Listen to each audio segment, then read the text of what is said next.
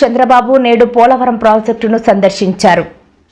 నిర్వాసితులతో సమావేశమయ్యారు. ఈ సందర్భంగా ఆయన మాట్లాడుతూ 2027 డిసెంబర్ నాటికి పోలవరం ప్రాజెక్టు పూర్తి చేయాలన్నది తమ లక్ష్యమని అన్నారు. 2027 నవంబర్ నాటికే ప్రాజెక్టు నిర్వాసితులకు పునరావాసం ఏర్పాటు పూర్తి చేయాలని భావిస్తున్నామని చెప్పారు. జగన్ ప్రతిపక్షంలో ఉన్నప్పుడు 10 లక్షల పరిహారం ఇస్తానని చెప్పి అధికారంలోకి వచ్చాక పైసా కూడా విదల్చలేదని మండిపడ్డారు.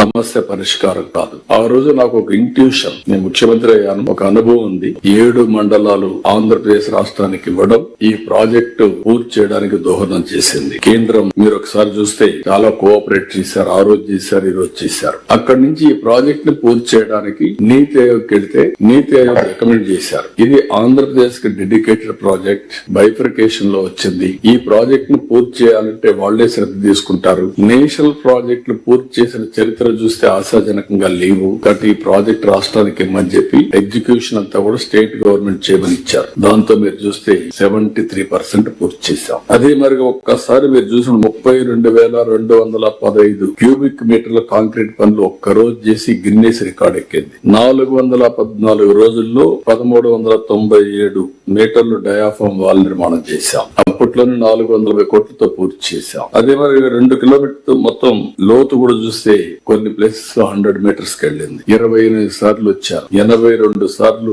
వర్చువల్ గా రివ్యూ చేశారు. సోమవారాన్ని పోలవరంగా చేసుకుని అన్ని చేశాం. అదే మరి రైట్ మెయిన్ కెనాల్ పూర్తి చేసి చాలా వరకు ల్యాండ్ ఎక్విజిషన్ చేసి నీళ్లు కూడా ఇచ్చాం. ఇది లేట్ అవుతుందని చెప్పి పట్టిసీమ తీసుకొచ్చాం. లెఫ్ట్ మెయిన్ కెనాల్ కూడా స్పీడ్ అప్ చేశాం. త్యాగాలు చేసి భూమి అంతా కూడా పోలవరానికి ఇచ్చారు. ఇచ్చి ఈ రోజు మీరు చూస్తే చాలా ఇబ్బందులు పడ్డారు. ఇంత మునుపు కూడా ఒకసారి మీరు చూస్తే చాలా తక్కువ డబ్బులు ఇస్తే ఆ రోజు నేను వచ్చినప్పుడు భారీగా పెంచి ఇమ్మీడియట్ గా ఆ రోజు చూస్తే 14-19లో 4,311 కోట్ల రూపాయలు మీకు చెల్లించిన ప్రభుత్వం ఆనాటి ఎన్డీఏ ప్రభుత్వం, తెలుగుదేశం అని చెప్పి కూడా నేను మీ అందరికి విజ్ఞప్తి చేస్తున్నా. ఆ తర్వాత మీరు చూస్తే నిన్నటి వరకు 5 సంవత్సరాలు బాధితుల్ని పట్టించుకున్న సందర్భమే లేదు. మీకోసం ఆలోచించిన దాఖలాలు లేవు. కడాన మిమ్మల్ని చూస్తే చాలా బాధేస్తుంది. నేనే మీకు ఒక భరోసా ఇచ్చాను.